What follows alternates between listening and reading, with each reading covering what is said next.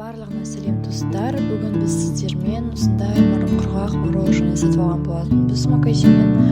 Енді осыны қазір жасап көрейік бірге. Біз шоколадты түрін алдық. Артынан қарасаңыздар, қалай жасалатынын көруге болады. Ол үшін бізге тек қана осындай бір стакан сүт қажет болады. Жаңағы осы сүтімізге осы құрғақ мороженемізді салып, миксермен араластырамыз.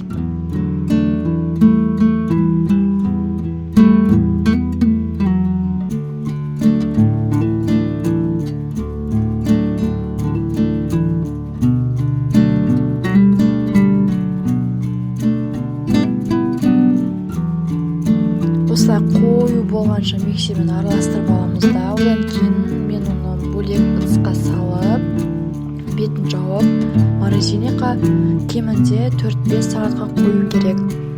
Енді өздеріңіз білесіздер, егерде көп қойған сайын ол қататын болады.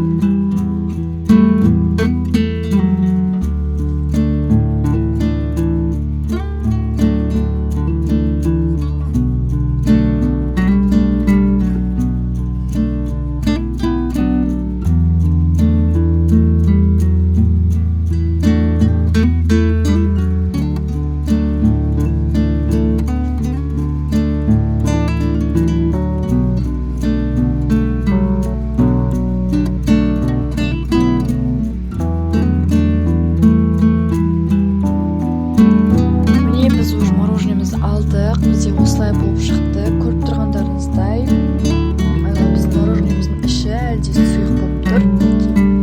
Себебі біз бұны тек 4 сағатқа қойып, одан кейін шыдамай алып қойған болатынбыз. Негізінде жасап көруге болады. Міндетті түрде жасап көріңіздер. Бізде күшті шықты дәмі. Осынша